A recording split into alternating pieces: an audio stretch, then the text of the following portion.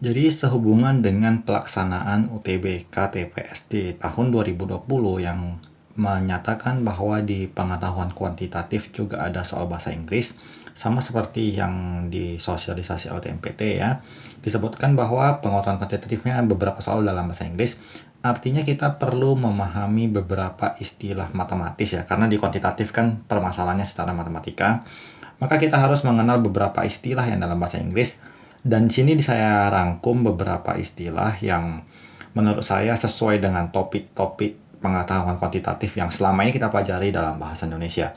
Topik ini juga sering diminta oleh adik-adik untuk saya bahas, namun alangkah baiknya sebelum kita ke pembahasan soal, kita kembali ke dasar-dasarnya dulu. Masing-masing istilah itu apa artinya ketika nanti kita membahas suatu soal, jadi kita fokus ke pembahasannya lagi, bukan menerangkan setiap makna kata soal gitu ya. Jadi sebelum kita mulai, seperti biasa, kalau kamu menyukai video-video kita, berikan tombol like untuk dukungan kepada channel kita. Jangan lupa juga subscribe dan nyalakan notifikasinya. Dan kalau kamu ada yang kurang mengerti, seperti biasa, silahkan tanyakan di kolom komentar. Kita mulai dari istilah yang pertama. Ini, sebagai tambahan ya.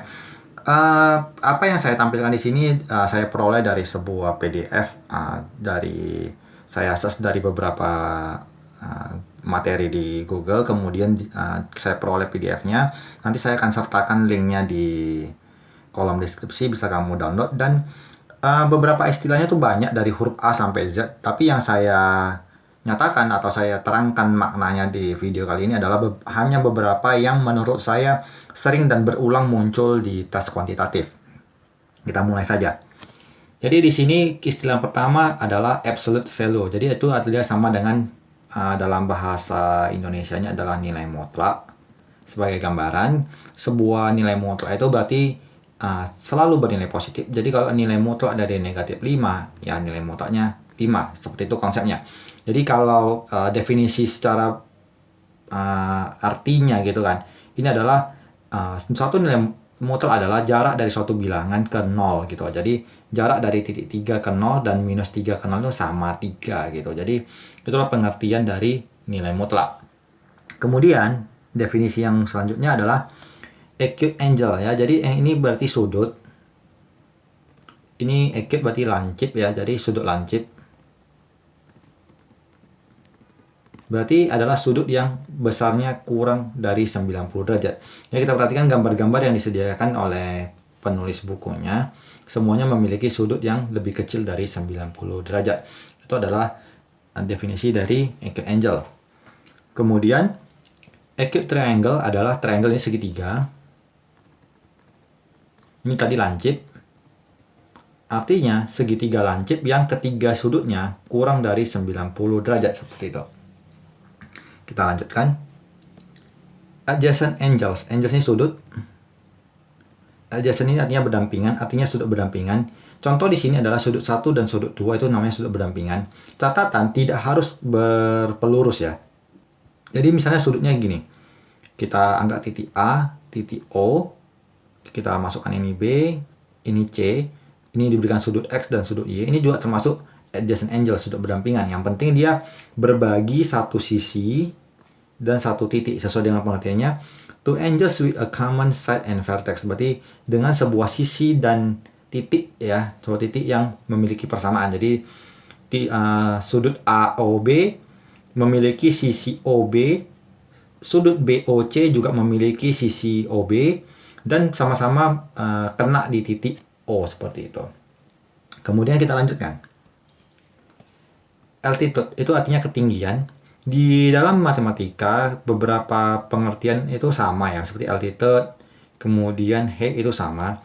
Kita tidak menggunakan definisi height ya. Ini kan secara tata bahasa height dan height itu ini sebagai kata sifat, ini sebagai kata benda, maka nanti yang dipakai adalah yang ini.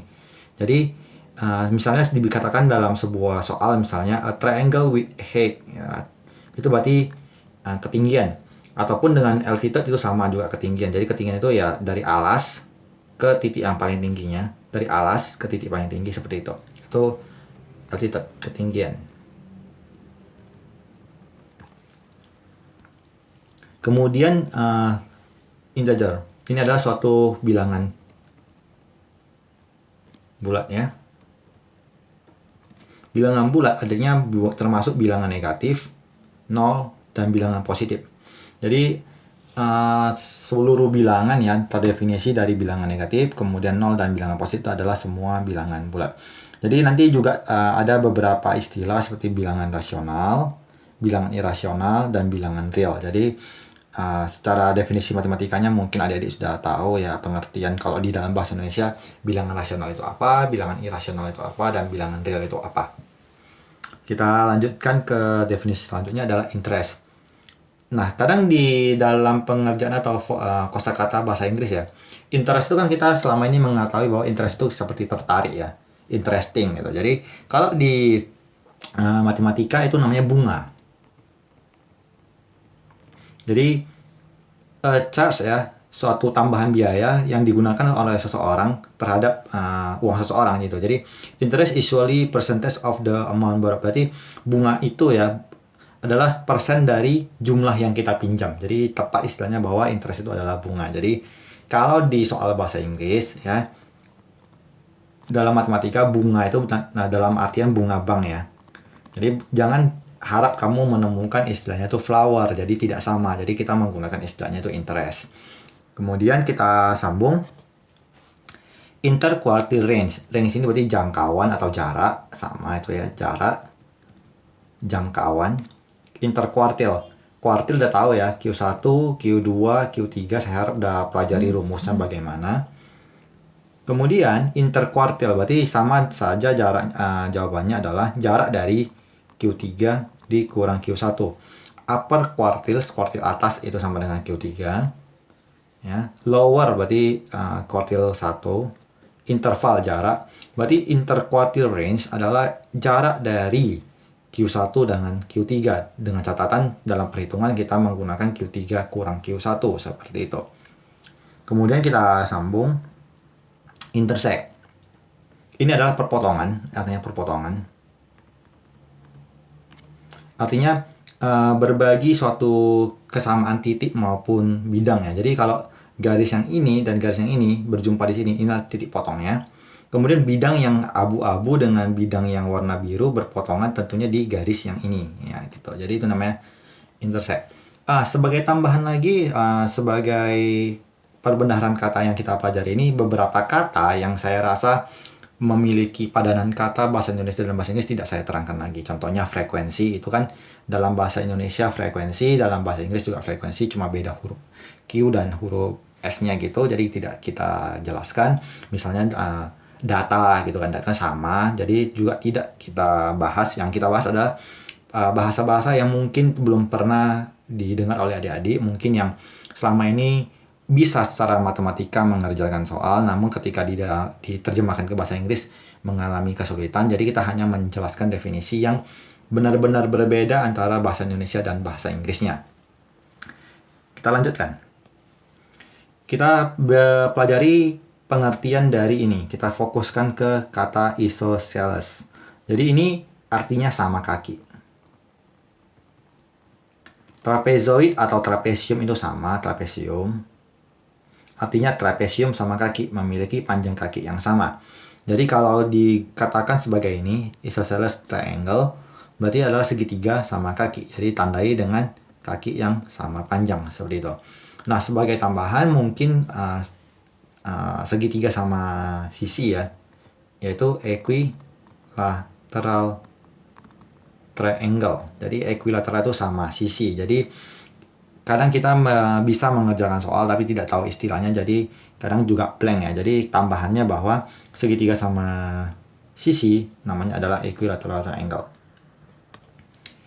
Kita sambung ke topik selanjutnya, ini least common multiple. Jadi multiple ini kan kelipatan. Common persekutuan. Least terkecil. Kalau kita balikkan dalam bahasa Indonesia ini adalah KPK. Jadi kelipatan persekutuan terkecil. Saya yakin adik-adik sudah tahu bagaimana cara mencari KPK. Kemudian di sini ada definisi tambahan, greatest common factor, berarti faktor persekutuan terbesar. Di beberapa buku kadang ada yang memakai highest, agak masalah, highest common factor atau disingkat jadi HCF. Ini sama dengan FPB. Jadi istilahnya LCM untuk KPK, GCF atau HCF untuk FPB. Jadi secara perhitungan saya yakin kalian sudah bisa menghitung KPK dan FPB. Nah, ini yang bisa saya sampaikan di video bagian pertama. Apakah menurut adik cukup menarik atau ada saran tentang penyampaiannya, silahkan kalian komentari di kolom komentar. Sebagai tambahan, ingat file-filenya bisa kalian download nanti di kolom deskripsi.